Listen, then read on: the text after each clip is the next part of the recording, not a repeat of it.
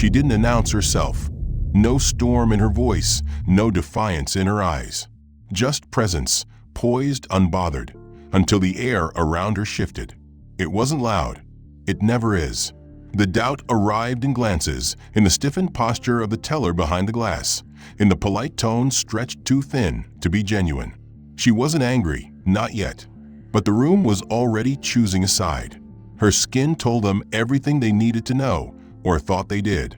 That she didn't belong. That this couldn't possibly be her account. That someone like her must have wandered in by mistake. What they didn't realize was they weren't just turning away a client.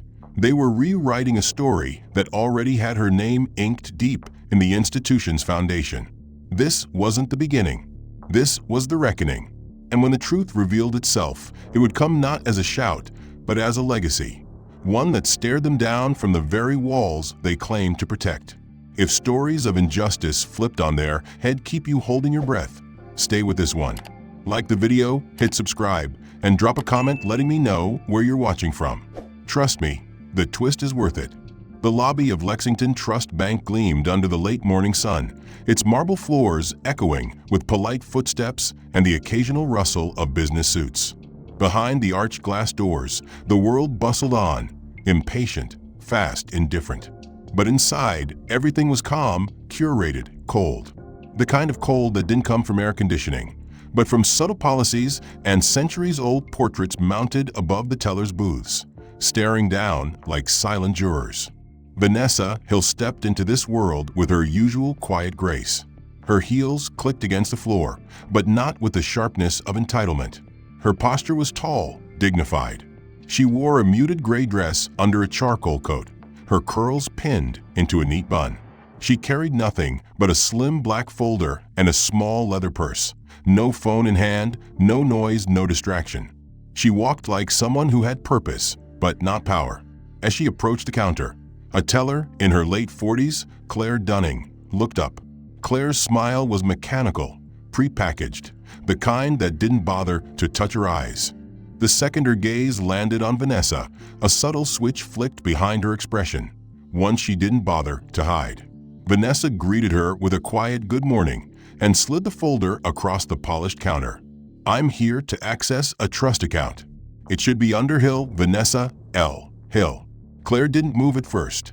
Her eyes flicked over the folder, then slowly back up to Vanessa. The pause was too long to be polite. "Trust accounts are handled by private banking," she said coolly, though the desk was clearly labeled Trust and Inheritance Services. "I was directed here," Vanessa replied, still soft-spoken. "I confirmed the appointment with your office yesterday." Claire's fingers moved, tapping the keyboard without urgency. Her voice took on a tone that tried to sound professional but reeked of suspicion. "May I see 2 forms of ID?" Vanessa slid out her driver's license and a passport from her purse. Claire took them with a forced smile and a sideways glance that didn't need words. Vanessa stood still. She didn't fidget. She had done this before, provided her name, her documents, her proof. But it never stopped the long stares, the whispered questions, the way people always looked just a second longer than necessary. The silence, as they waited for something to not add up. Claire looked at the IDs like she was studying a forged passport at customs. Her eyes narrowed, and her lips pressed into a skeptical line. The keys clicked slowly. "This trust account," Claire said, drawing the words out. "You're saying it belongs to you?" Vanessa didn't blink. "Yes.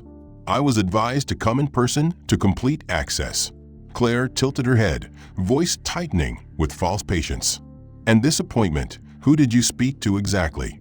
Vanessa answered with the name and time, reciting every detail calmly. Claire pretended to search the system, but didn't even bother to hide the exasperation in her tone.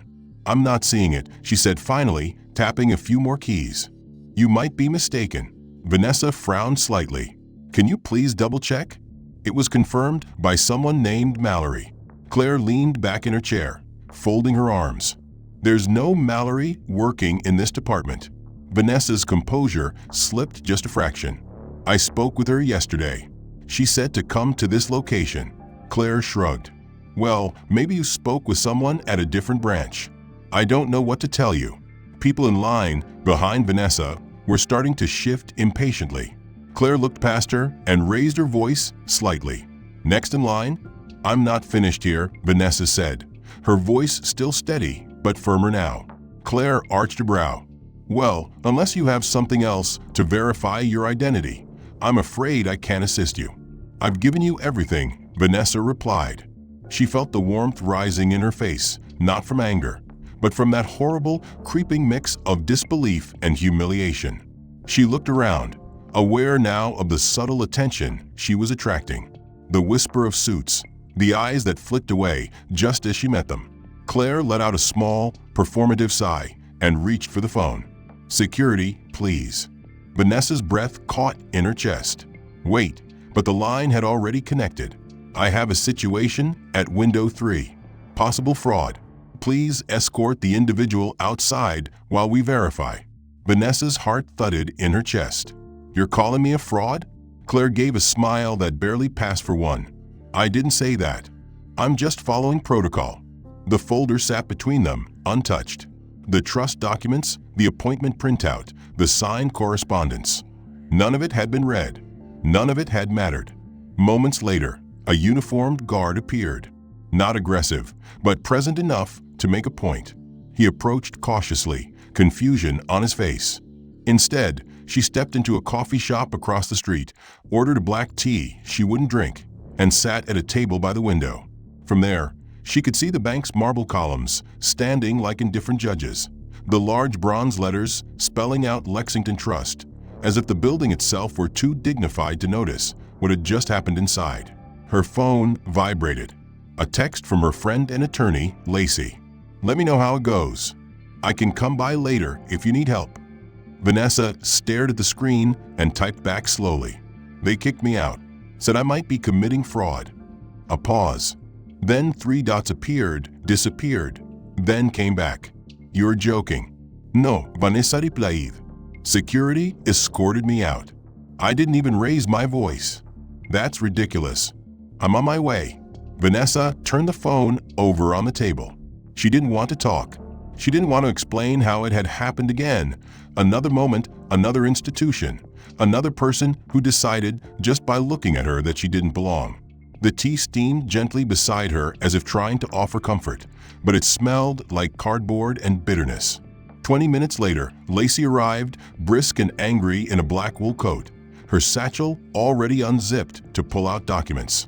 "We're going back in," she said, sliding into the seat across from Vanessa. "We're not letting this happen without accountability." "What are we going to do? Demand to speak to a manager like it's a sitcom." Vanessa's voice was flat. Lacey blinked at her, surprised. "That's not like you. You're the one who always insists on walking in with your chin up." "I did," Vanessa said, and they knocked it right back down. Lacey's tone softened. "Vanessa, you've got every legal right to access that trust. And you have documentation. We're going in together this time, and if they so much as blink at us wrong, we file a formal complaint." Vanessa didn't answer right away. Then finally, she stood up and nodded once. "Okay." They crossed the street together, this time side by side, a silent force of dignity and resolve. The security guard at the door gave Vanessa a sideways glance as she entered but said nothing. Inside, Claire was still at her window, typing with a bored detachment of someone whose biggest challenge today had been her slow lunch order. The moment she looked up and saw Vanessa again, her expression froze. She stared at the 2 women as they approached the counter, her professional smile returning with artificial speed. "Back again," she said, tone clipped. "This time with a lawyer?" Vanessa didn't respond. Lacey stepped forward instead, her voice calm and authoritative. "Yes, this time with a lawyer. My client, Ms. Hill, has come to access a legally held trust account under her name. She was turned away earlier with no cause, and I'd like to speak with your branch manager." Claire gave a tight, closed-mouth smile. "The manager's not available at the moment." "Then you'll do," Lacey replied, folding her arms. "You publicly humiliated my client, accused her of fraud without basis, and summoned security to remove her. I'd like to see documentation of the procedure you followed to arrive at that decision." Claire's eyes narrowed. Ma'am, I acted according to protocol. There were discrepancies in her story, and the appointment wasn't showing in our system. She gave you identification, Lacey said. You didn't even check the folder she brought. We're trained to follow instincts, Claire said, her voice getting thinner. It's called being cautious. Vanessa finally spoke. Her voice was low, but steady. What was it exactly that made you so cautious? My name? My face. Claire's jaw tightened. That's not what this is about. No. Lacey leaned on the counter. Because it certainly wasn't about policy. I'd like to file an immediate complaint. Claire didn't move. Then she reached under the counter and handed them a small clipboard with a form. You can submit this. We'll forward it to the compliance team. Lacey filled it out quickly while Vanessa stood motionless. People in line behind them began watching again. Some had seen what happened earlier. One woman leaned closer to her husband and whispered something while glancing at Vanessa. Vanessa didn't need to hear it. She had heard enough versions before. When the complaint was submitted, Claire forced another smile. Is there anything else I can do for you today? Yes, Vanessa said. You can do your job. Pull up the trust account. Claire hesitated. Do you have the file? You had it earlier, Vanessa said. You never opened it. Lacey placed the folder down again. We're not leaving without a receipt of access initiation. Claire tapped slowly, keys clacking with a kind of reluctant rhythm. What's the date of birth on the account? October 2nd, 1987, Vanessa said. Claire typed. A beat. Then her eyebrows raised just slightly. There it was. The account loaded. Vanessa's name. Verified. The login history. Recent updates. All perfectly legitimate. Claire swallowed. All right. It's here. You'll need to come back tomorrow to finalize. You can print the access summary now, Lacey said. We'll be taking that today. Claire stood and walked to a nearby printer without a word. The silence between them was loaded with something sharp and bitter. When she returned, she handed over the page without making eye contact. Vanessa took it without a thank you. She didn't owe one. She turned away from the counter and walked out of the bank without looking back. What she did expect, what she needed, was resolution. She arrived at the bank 15 minutes early, dressed in a navy blue pantsuit and low black heels. Her hair was down today, pressed and straight, the way people seemed to take more seriously. The same security guard was at the door.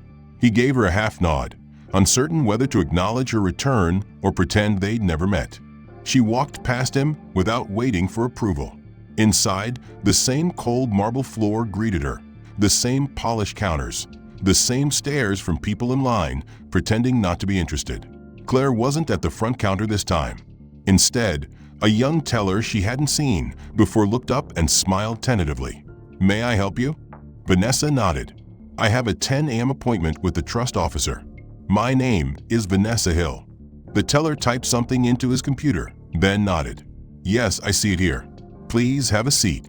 Mr. Holloway will be with you shortly. She nodded again and turned to sit in the waiting area. The lobby felt different today, not because the building had changed, but because Vanessa had. She was no longer simply a client. She was someone watching carefully, taking note of every look, every word. 10 minutes passed, then 20. At 10:27, she approached the counter again. The young teller looked flustered. I'm so sorry for the delay. I just spoke with Mr. Holloway's assistant. There's been a scheduling conflict. He won't be able to see you today. Vanessa stared at him. I confirmed this appointment 2 weeks ago. Yes, ma'am. It's on the schedule, but apparently something came up. We can reschedule you for next Tuesday at that won't work. Her voice didn't rise, but it gained steel. I have a right to access this account. I was humiliated yesterday. I'm not going to be brushed aside again. The teller swallowed. Let me speak with someone. He disappeared into the hallway behind the counters. She stood at the desk, unmoving, her hands resting lightly on the marble. After 5 minutes, a man in a gray blazer emerged. He was in his late 40s, tall. With a bald spot he tried to hide by brushing his hair sideways. His smile was polished, his eyes sharp. Ms. Hill, I'm Marcus Holloway.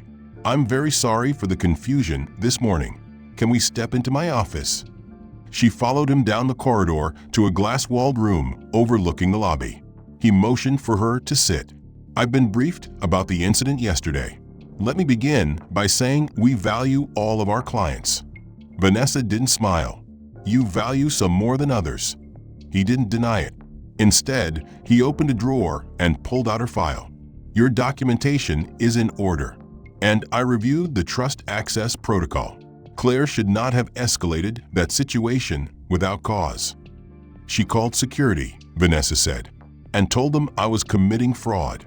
Holloway nodded stiffly, which, again, was inappropriate, and she will be reviewed accordingly. Vanessa leaned forward. "So what's the policy? If a black woman shows up with valid ID, a folder full of paperwork, and a verified appointment, do you treat her like a criminal until proven otherwise?" He flinched. "Just a fraction. We're working on new sensitivity training," he said. "We acknowledge we have areas to improve in." "You have an institutional bias problem," she said, "and no one seems to care until someone calls a lawyer or pulls out a phone." Holloway laced his fingers together. "Ms. Hill, I understand your frustration. I do, but I hope you'll allow us to make this right. We're ready to proceed with full access today. And Claire, she's been placed under temporary review. There will be an internal investigation." Vanessa exhaled slowly. "That's something, I guess. May I ask something?" Holloway said, "Why didn't you mention the connection to the original Charles Hill Trust?" "Because it shouldn't matter," Vanessa said. "I shouldn't have to tell anyone who my family is to be treated like a human being." Holloway nodded again. "Fair point." She spent the next hour finalizing the trust access. Documents were signed, credentials were created, and future communication was set to go through a private banking liaison named Catherine, a woman Vanessa had yet to meet but was assured was well respected. Holloway shook her hand at the end of the meeting. "Thank you for your patience." "It wasn't patience," Vanessa said. "It was exhaustion." As she walked out of the office and back into the lobby, she saw Claire reappear from the hallway. Their eyes met for a brief moment. Claire didn't look angry. She looked uncertain. Vanessa answered with a tired sigh. "I got in. It's done." "Good," Lacey replied, her voice sharp with restrained anger. "And Claire? Was she there?" "She walked past me. Didn't say anything. Didn't apologize.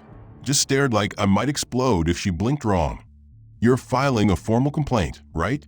"Already did. Holloway said she's being reviewed." "You believe that?" "No." There was silence for a moment. Then Lacey added, "You know what gets me? That you walked in there with everything perfect. ID, appointment, legal claim. And still, they treated you like you forged the entire thing." "Because I don't look like their idea of wealth," Vanessa said flatly. "Of course not," Lacey muttered. "To them, we're always playing dress-up. No matter how much we earn, how well we speak, how clean our paper trail is. If you'd walked in with blonde hair and pearls, they would have rolled out the red carpet." Vanessa didn't argue. She couldn't. The truth of it had played out in front of her, in whispers and smirks, in keyboard clicks that didn't search anything until they were forced to. "Do you want to go public with this?" Lacey asked. "An op-ed? A recorded statement? Even a sit-down with one of the local journalists?" Vanessa's fingers tightened on the steering wheel. "Not yet. Not until I know exactly what I'm fighting." Meaning I think this goes deeper than one teller's attitude." She ended the call and started the engine. As she drove through the city, the skyline blurred behind the haze of her windshield. Her mind wandered back to the man she'd seen inside the bank, the one in the navy coat and brown shoes. He'd looked familiar, but she couldn't place where from. Had he been at the counter when Claire called security? Or one of the whispering faces behind the frosted office glass? She couldn't remember. The days were already starting to blur together, frustration and fatigue coiling tight in her chest. That night, she stayed up late, going through the paperwork again, scanning for discrepancies. Everything was correct. Account number, birth date, trustee name, digital authorization, it all aligned. But the access had been delayed. On paper, it looked fine. but the system showed an internal delay code that wasn't standard. Vanessa had seen enough corporate language to recognize it, a manual hold. Someone had flagged her account between the time her appointment was confirmed and the day she arrived. She sat back, staring at the screen. That wasn't a system glitch. It wasn't a clerical error. It was intentional. Someone had paused her access, and Claire had been ready the moment she walked in, ready to deny her before even looking at the documents. Her fingers moved to her keyboard, searching the employee directory for Mallory, the woman she had originally spoken to when setting the appointment. There was no listing, no phone number, no digital trace, just a calendar record with her initials and the date. ML 6 Fifth Hill appointment. Vanessa blinked. That was 2 weeks ago. So Mallory existed, at least then. But now she was gone. She picked up the phone and called the bank's main line. A robotic voice guided her through menus until a young man finally answered. Lexington Trust. How may I direct your call? I'm trying to reach Mallory from the Trust Services team. I spoke with her 2 weeks ago. One moment. The hold music played, then cut off. I'm sorry, ma'am. We no longer have a Mallory listed in our trust department. Is she no longer with the company? I'm not sure. Would you like me to transfer you to HR? No, Vanessa said. That's all right. She hung up. Something wasn't right. Mallory had been pleasant, efficient. She had confirmed everything. So where had she gone? And why was her name scrubbed from the system like she'd never existed? The next morning, Vanessa returned to the bank, this time without an appointment. She dressed casually, jeans, a fitted coat, flat shoes, nothing professional or commanding. She wanted to watch, not be watched. She sat in the far corner of the lobby, pretending to review notes on her phone. It didn't take long. Claire appeared at the front desk shortly before 10, her expression breezy, cheerful, as she greeted a client in a tailored gray suit. The man smiled back and handed her a thick manila envelope. Vanessa zoomed in on her phone camera and took a picture of the exchange. Then another. She sat quietly for almost an hour, watching. The same faces passed through the lobby. Some approached Claire, others bypassed her. A few looked like they were regulars. Some nodded at her in a way that felt personal, familiar.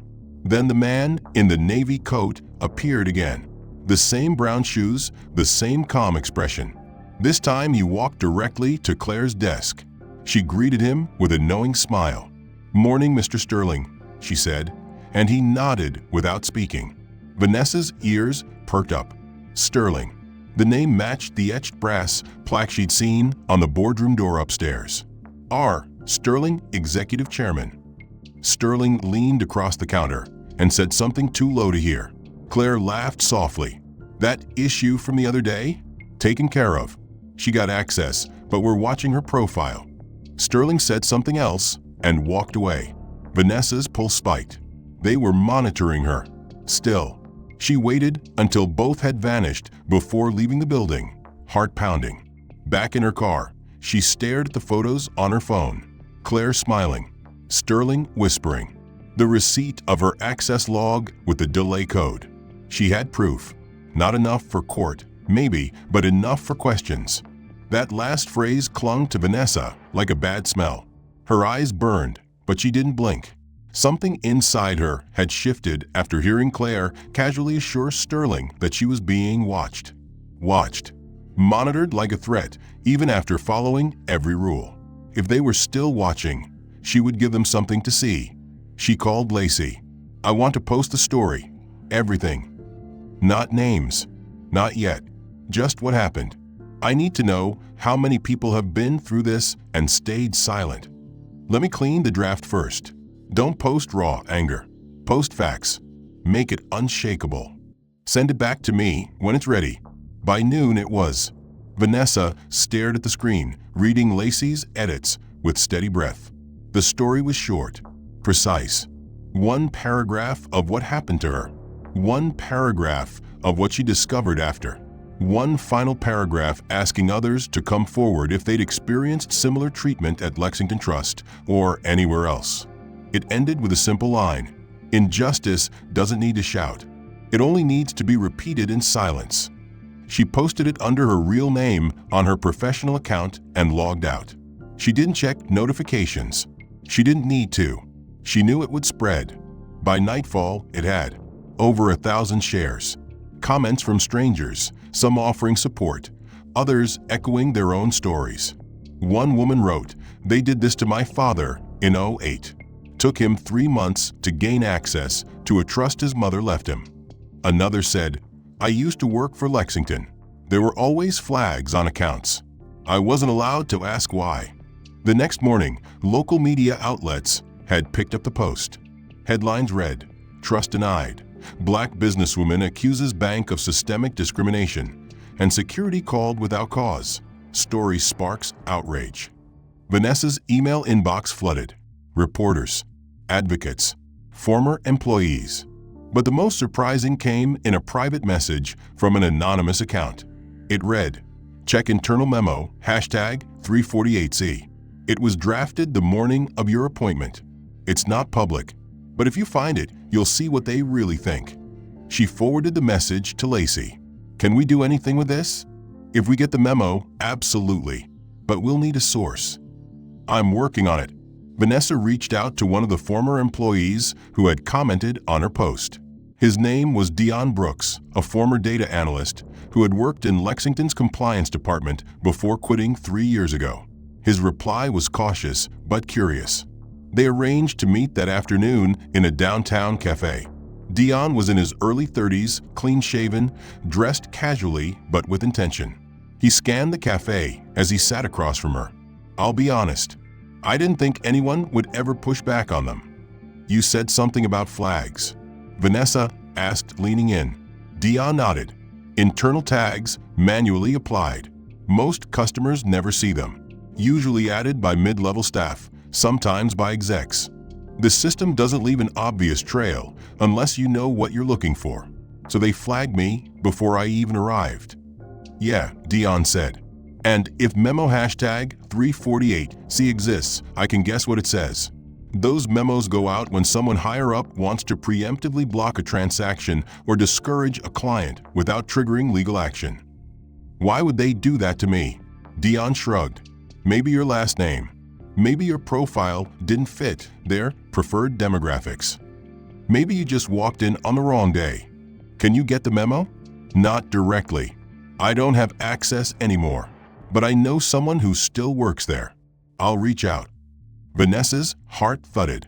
"And if we get it, then you take this national." He stood. "But be careful. Once you go from anecdote to proof, they'll come after your reputation." She nodded. She already knew that. The next few days passed in a blur of interviews, emails, and increasingly vicious backlash. For every message of support, there was one accusing her of playing the victim. One person wrote, "You people always want special treatment and call it equality." Another posted under her article, "Should have followed the rules. Maybe next time bring a white friend to vouch for you." Vanessa didn't respond. She refused to be pulled into distraction. Then Dion messaged again. "I got the memo." He attached a PDF. Vanessa opened it. Her stomach dropped. The language was coded, but the meaning was unmistakable. Client profile flagged for extended verification. Social discrepancy noted. Maintain protocol. Escalate only if necessary. Delay permissible. Lacey read it twice. Social discrepancy? "It means me." "This is it," Lacey said. "We go to the press." Vanessa's hands shook slightly as she hit send. The memo was forwarded to 3 major news outlets. Less than 24 hours later, her story was headline news. Major networks called. Lawyers from civil rights organizations reached out. A retired judge offered to help draft a formal complaint to the Consumer Financial Protection Bureau. Inside Lexington Trust, chaos unfolded. Vanessa knew because Dion kept her informed. Sterling called an emergency board meeting. A message from someone claiming to be a client of the bank warned her to stop pushing or face consequences. Another email, anonymous and filled with slurs, told her she was just another angry black woman trying to bring down successful people. She turned from the screen and stared out the window at the gray skyline. It was raining, a steady, cold drizzle that blurred the city's sharp edges. Her phone vibrated again. It was Lacey. "You're on the morning broadcast," she said. "They're calling it the Hill file." Vanessa rubbed her forehead. "That's not what I wanted. I didn't want it to be about me." "You exposed the system," Lacey said.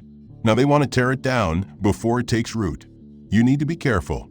"I'm not hiding," Vanessa said. "But I'm also not stupid." She hung up and began preparing for the media interview scheduled later that morning. She'd agreed to speak on one condition, that she wouldn't be painted as a victim seeking pity. She wanted to focus on the policy, on the quiet mechanisms that allowed injustice to wear the mask of professionalism. When the journalist arrived, a woman named Tasha from a respected network, Vanessa met her at the door with a calm handshake. "I appreciate you coming here," Vanessa said. Tasha smiled. "I appreciate you letting us in. You've got a lot of people's attention. Let's make sure it stays on the right thing." They sat across from each other in the small living room, cameras and lights set up with clinical speed. "We've reviewed the leaked memo," Tasha said. "We've also spoken to 3 other former Lexington employees who described similar protocols." "It's always coded," Vanessa said. "No one ever writes, 'We don't trust this black woman.' Instead, they write, 'Social discrepancy noted.' That's how discrimination hides. In vague phrases, in discretionary practices." "How did it feel when security escorted you out that day?" "Familiar," Vanessa said without hesitation. "It felt like every time someone decided I didn't belong. Not because of what I did, but because of what I look like. It felt like being erased while standing in plain sight." The interview lasted 40 minutes. When it ended, Tasha thanked her again. "You were honest. Strong." "Strong isn't a choice," Vanessa said. "It's a requirement." That night, the interview aired. Her words were broadcast across living rooms, phones, and desktops. A clip of her calmly describing the humiliation she endured was replayed online, drawing thousands of comments. Meanwhile, inside Lexington Trust, the foundation began to shift. Claire Dunning hadn't been seen since the memo leaked. A source within the bank told Dion that she'd been placed on unpaid leave pending investigation. But the board was divided. Some believed Claire had followed unspoken norms, and that punishing her would expose the bank to legal risk. Others feared more employees might come forward if they didn't act swiftly. Sterling remained silent. No public statement, no press conference, just a vague release that read, "We are reviewing our internal procedures to ensure all clients are treated with fairness and respect." It was weak, calculated. Vanessa read it twice and knew it was meant to quiet the storm, not confront it. Lacey called again. The board split. They're arguing behind closed doors. One of my contacts said Sterling's trying to convince them to settle quietly. "Settle?" Vanessa asked. "They haven't even contacted me." "Not directly. But if they do, you need to know they'll frame it as a goodwill gesture. They'll offer something that sounds generous to avoid admitting wrongdoing." "Let them try," Vanessa said. The next morning, Vanessa received an email from a Lexington Trust executive assistant requesting a private meeting to discuss recent developments and explore a path forward. She forwarded it to Lacey. "They're reaching out."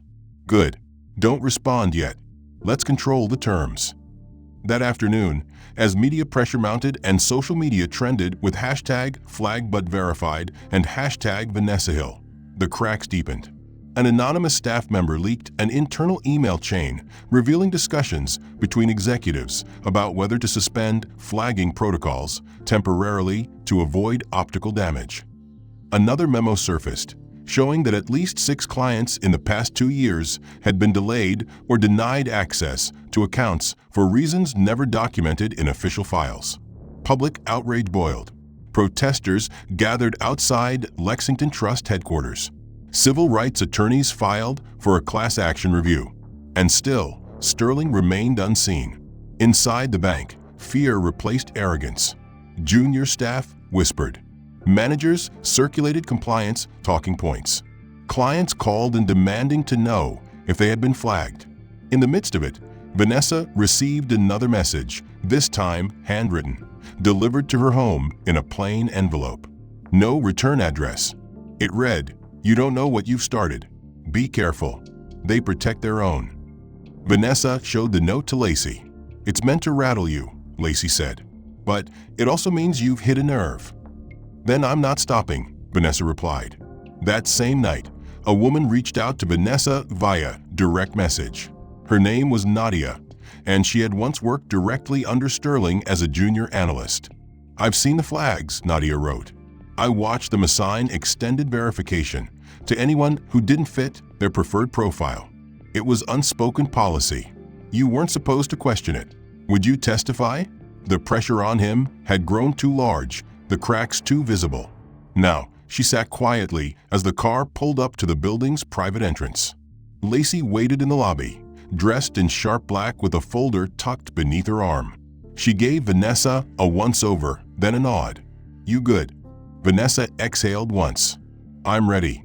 Inside the office suite, the air was cool and sterile. A receptionist led them to a conference room lined with glass on 3 sides. Everything was designed for transparency. Ironic, considering who they were meeting. At precisely 10 a.m., the door opened, and Richard Sterling entered the room. He was taller than Vanessa remembered, though it may have just been the weight of his presence. His gray suit was immaculate, his tie conservative, his expression unreadable. But something about him had changed. The quiet arrogance was gone, replaced by tension coiled around his jaw. He extended his hand. Vanessa stared at it for half a second too long before shaking it briefly. Lacey didn't move. Sterling turned to her. Ms. Gaines, thank you for allowing this meeting. Lacey replied, We're not here for pleasantries. Let's get to it. They all sat, and Sterling folded his hands on the table. I'll be direct. We have a problem. The leak, the press, the protests.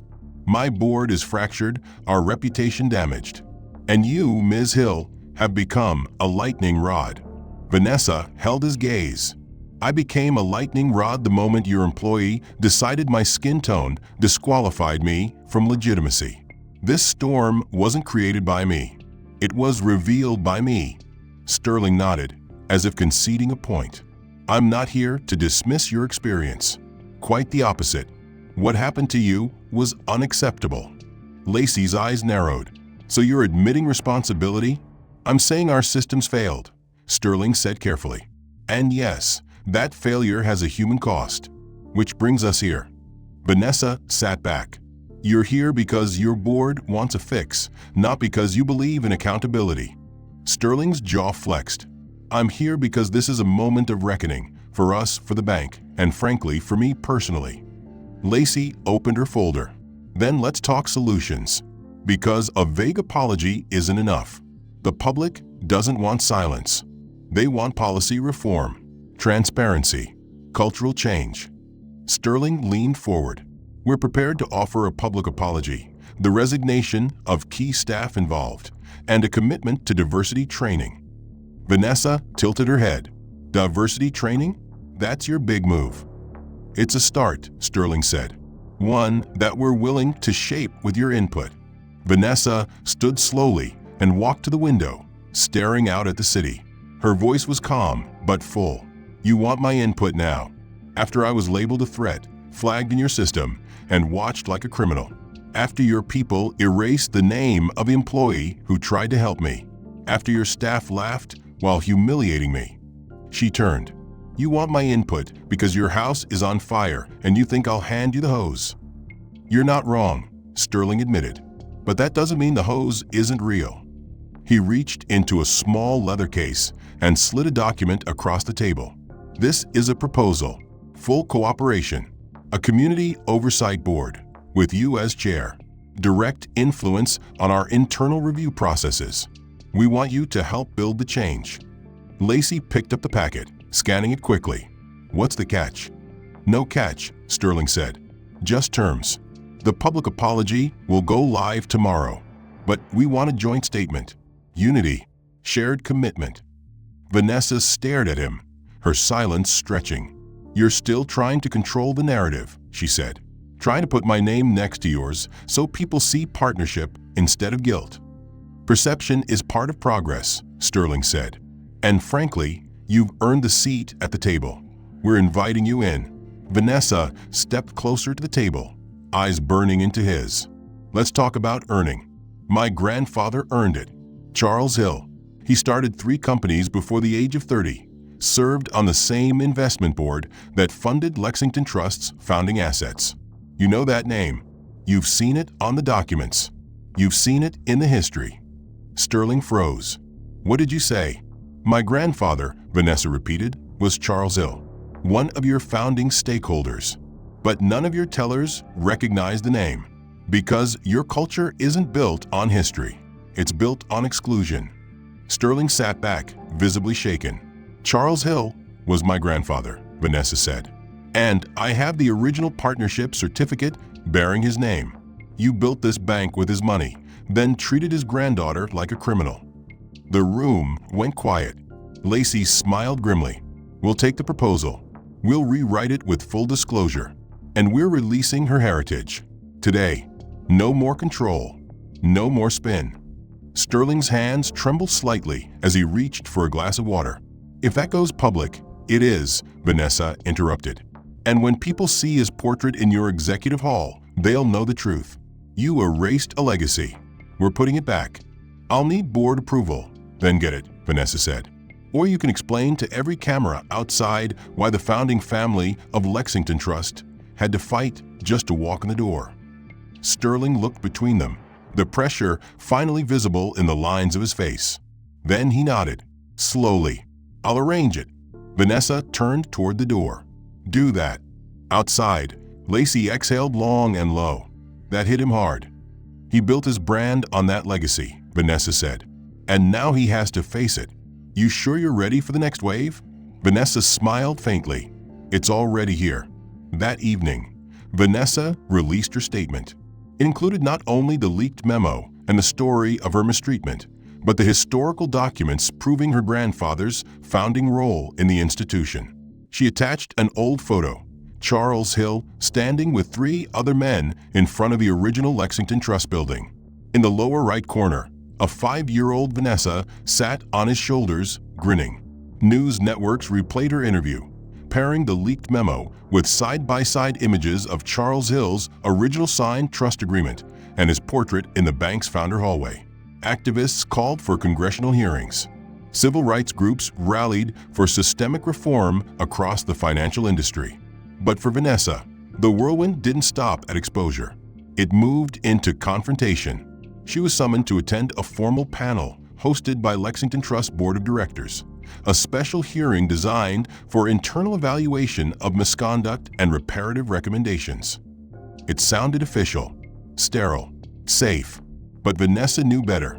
This was a test, not a fax. They already knew the facts. This was about power. She arrived early, wearing charcoal slacks and a slate blouse, her curls unbound for the first time since the incident began. She didn't walk into the boardroom to ask for justice. She walked in to deliver it. Lacey walked beside her, folders in hand, legal pad tucked beneath her arm, eyes sharp as glass. "Keep them on their heels," she whispered. "You're not just the voice in this room. You're the standard now." The conference room looked like a stage set for formality. Long walnut table, bottled water lined precisely, chairs spaced as if to avoid intimacy. 13 board members were seated at the far end, including Sterling, whose posture was rigid, face carved in a mask of stoic resolve. Claire Dunning sat at the far corner, alone, her eyes down, a thin legal advisor beside her. Vanessa noted the trembling in Claire's hands and the tension in her jaw. She didn't feel pity. Not yet. Maybe not ever. Sterling spoke first. "Ms. Hill, thank you for attending. This session has been called to evaluate internal failures and to listen, without defense, to your experience and your recommendations for reform." "Let's get something clear," Vanessa said, her voice steady. "I'm not here for catharsis. I've already told my story to the world. You've all seen the evidence. What I'm here to do is force this institution to own its sins and do something real about them." One board member, a woman in her 50s with a burgundy scarf and glasses too large for her face, leaned forward. "Do you believe this was an isolated incident or indicative of broader systemic bias?" If it were isolated, you wouldn't need this hearing, Vanessa replied. I was flagged because I didn't match your idea of wealth. And let's not pretend it was unintentional. The language in your memos wasn't vague to you, it was practiced. It was culture. We understand now that flagging protocols were misused, the woman said. But we've suspended those systems. Suspension is an abolition, Lacey cut in. You can't just put racism on hold. You have to dismantle it. Another board member cleared his throat. And what specific reforms would you like us to consider? Vanessa pulled out a folded sheet of paper and read from it without hesitating. 1. Immediate abolition of all discretionary flagging protocols, unless explicitly justified in writing and reviewed independently. 2. External oversight committee led by civil rights professionals, not internal staff, to monitor account treatment disparities. 3.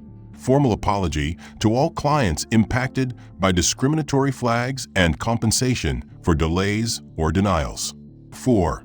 Annual transparency report made public. 5.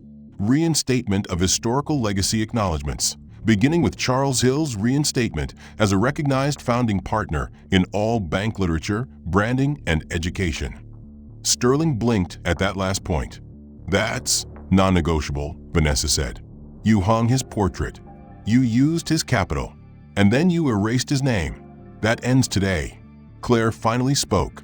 Her voice was faint, like she had rehearsed it a dozen times, but never believed she'd get to say it. I didn't know who you were. That's the point, Vanessa said, locking eyes with her.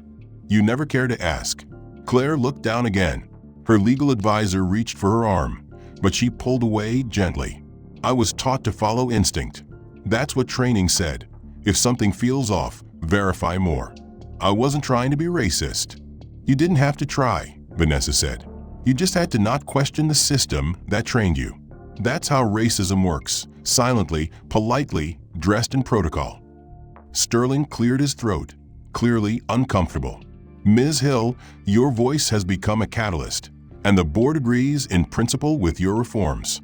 We would like to work with you to implement them. Not with me, Vanessa interrupted. You'll implement them, and I will observe. I'm not joining your board. I'm not becoming your diversity face. I'll lend my oversight, and you'll honor my grandfather's name. But this isn't about me integrating your system. It's about forcing it to evolve. Lacey leaned in, and we'll need a written commitment to all points on that list, signed and published before the end of the quarter. No delays, no substitutions. The board murmured. Sterling looked at his colleagues, then back to Vanessa. We'll agree, with one condition. Vanessa narrowed her eyes. What condition? A joint press conference, not just to announce reforms, but to show collaboration moving forward. Vanessa hesitated, then nodded once. Fine, but I speak first, and I speak last. The room stilled. Sterling nodded. Then it's agreed. After the hearing adjourned, as people filed out slowly and Claire remained in her seat, Vanessa walked over to her. I don't hate you, Vanessa said quietly, but I won't excuse you. You had the power to choose kindness, and you chose suspicion. Claire looked up, her voice barely a whisper. It acknowledged leadership missteps and a failure to recognize systemic blind spots, but what it didn't say spoke louder than what it did. It didn't say that his silence had been strategic, that his policies had been designed to shield institutional favoritism, or that the very culture he had cultivated had made it normal to humiliate someone like Vanessa while preserving someone like Claire. The final line of the statement read, I step down with humility and hope, trusting the next chapter of Lexington Trust will reflect the diversity and dignity of all its clients. Vanessa scoffed. Hope, she muttered under her breath. Lacey, who had stayed over the night before to work through statements with her, leaned over her shoulder and smirked. Translation: he was forced out before the quarterly board meeting could become a firing squad. Good, Vanessa said. He doesn't get to rewrite his ending. The media, of course, jumped on the news like sharks sensing blood. The headlines came fast and loud. Lexington CEO resigns amid discrimination scandal. Sterling steps down following Hill legacy revelation. Systemic bias has a face, and she took the mic. Vanessa had become not just a symbol, but a standard. The same image of her standing beside the portrait of her grandfather, arms folded, expression unreadable, was now being used by education reformers, economic justice advocates, and even banking institutions eager to show their support. But with the pressure turned up on the board, internal investigations deepened.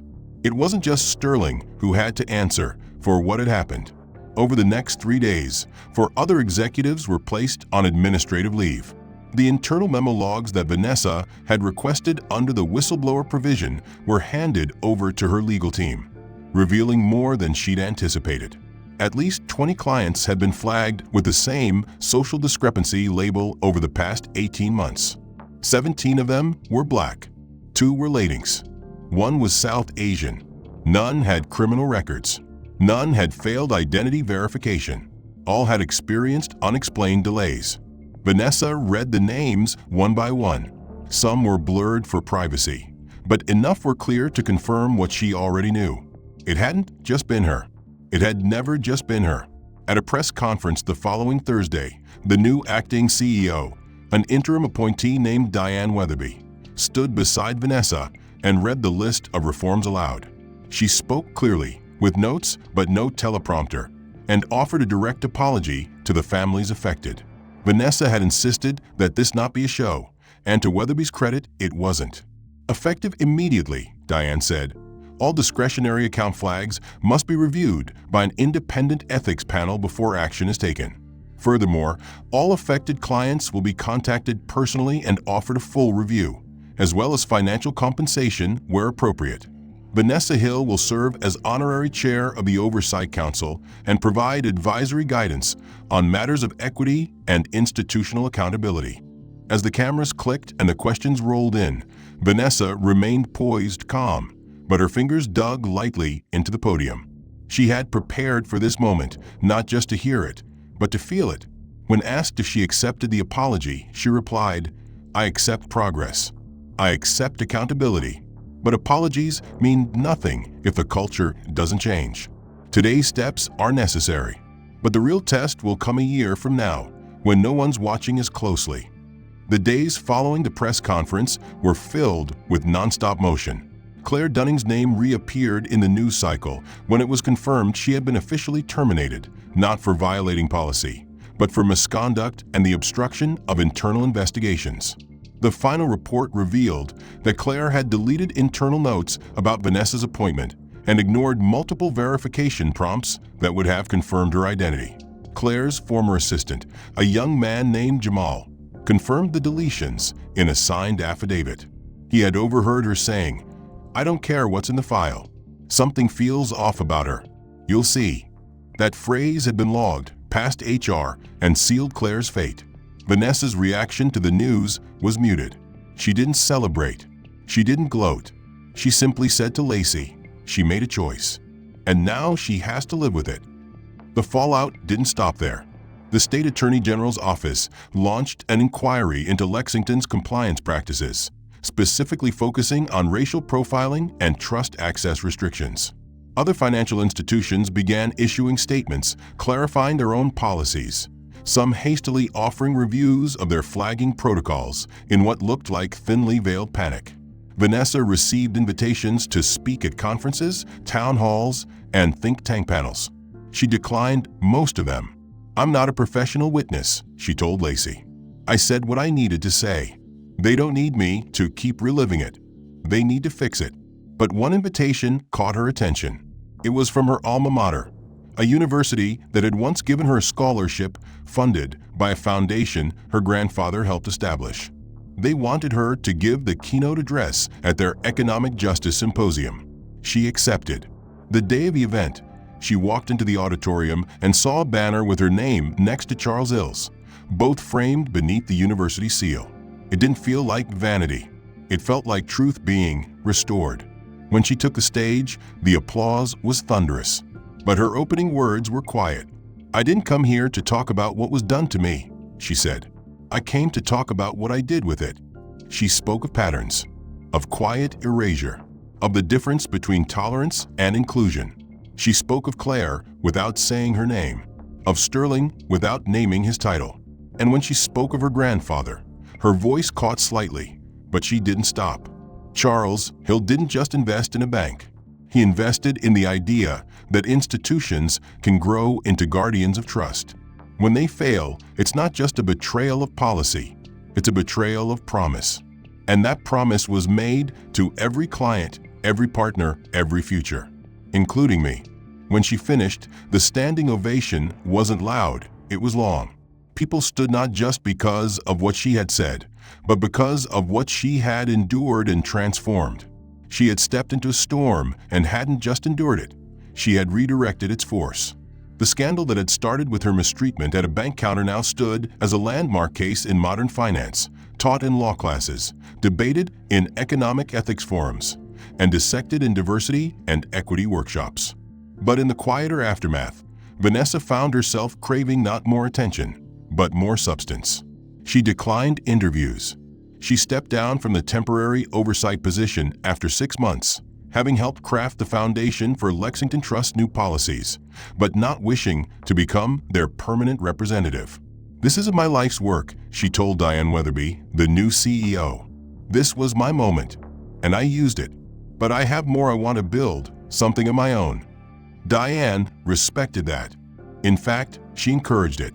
And in the months that followed, Vanessa poured herself into launching a nonprofit called the Hill Standard, named not for herself, but for her grandfather. Its mission was simple: financial equity, legacy protection, and anti-bias training for institutions that claimed to serve all, but quietly discriminated against many. It was a promise made real, not revenge, not punishment, just justice pursued with clarity. One morning, as she stood outside the nonprofit's modest new office in a brick building not far from where Charles Hill had opened his first business decades ago, a car pulled up quietly at the curb. Claire Dunning stepped out. She looked different, older somehow, not physically. Her face still held the tight lines of the woman who once smirked as she flagged a name, but emotionally aged, worn at the edges in a way that could only come from confrontation with self. Vanessa had not seen her since the day of the board hearing. She watched silently as Claire approached the door, pausing at the threshold like she expected to be turned away. "Vanessa," she said softly, "may I speak with you?" Vanessa motioned toward the small bench beside the office entrance. "Have a seat." Claire sat. For a moment, she looked like she didn't know how to start. She folded her hands in her lap, then unfolded them again.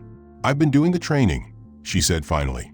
"The real training, not the surface-level stuff the bank used to offer. I volunteer now with a group that works with formerly incarcerated women. I've also taken a job at a community credit union. Entry-level, no authority. I just help with paperwork." Vanessa didn't speak. She watched her carefully, waiting. "I came because I needed to say something out loud, not just to the press, not just in private." Claire's voice trembled. "I failed you, and not just you. I failed myself. I believed something for so long that I could be fair without confronting my bias, that I was good just because I wasn't openly hateful. But I see now how dangerous that thinking was. How many people I must have hurt without even realizing it." Vanessa finally spoke. "You realized at the moment I stepped up to your counter and didn't look like your idea of a trust beneficiary." Claire looked down.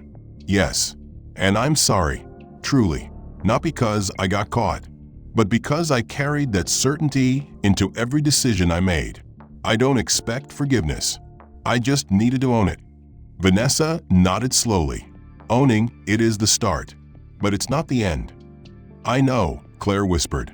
"I still have a lot of work to do." She stood then, hesitated, and added, "I read about your nonprofit. If there's ever a way I can help, not as a face, not as a voice, just as a worker, you can reach out. I'll respect your choice either way." Vanessa nodded once more, but didn't commit. Claire left quietly, the way she had arrived. Lacey appeared moments later, coffee in hand, watching her go. "That was unexpected," she said. Vanessa took the cup. "People change. Some slowly, some only when forced. But they can change." "You believe she's sincere?" "I believe she's broken. And sometimes that's where sincerity starts. Later that week, Vanessa received an invitation from Lexington Trust. They were holding a private unveiling ceremony to rename their executive conference hall after Charles Hill, and they wanted her to speak. She debated it for days. Part of her resisted. Why honor the very space that had once conspired to erase them? But another part knew that presence matters. Naming matters. Truth matters most when spoken in the places that once tried to silence it. So she attended. The room was filled with soft piano music and careful lighting, the kind of orchestrated humility that corporations use to signify transformation. But the plaque was real. She ran her hand over the engraving, simple and precise. The Charles Hill Leadership Hall, in honor of a visionary whose integrity shaped our foundation. Her grandfather's portrait, once tucked away near the archives, now hung on the main wall, framed in walnut and gold. When she stepped up to speak, she chose no script. I used to think legacy was something static, like a photo in a frame or a line on a document. But legacy is dynamic. It's what you fight for. It's what you fix when it breaks. My grandfather didn't build Lexington to be elite. He built it to be enduring, to offer trust not just in financial instruments, but in people. That trust was broken, but now we start again. The room was still. Sterling wasn't there. Claire wasn't either. But that didn't matter. The past had been present long enough. Now it was the future's turn. Months passed. Then a year. The Hill Standard expanded to 3 cities. Vanessa quietly mentored young professionals who had once been denied opportunity. She reviewed policy drafts, trained executives, spoke only when the silence became dangerous again. The end. If you've been following this journey and found the story powerful or thought-provoking, make sure to like and subscribe so you don't miss what comes next. Your support helps bring more stories like this to life. What did you think of the plot? Which moment hit hardest for you? And how did you feel about the final transformation of the characters? Drop a comment below and let me know where you're watching from. I'd love to hear your thoughts and connect with readers around the world. Let's keep the conversation going.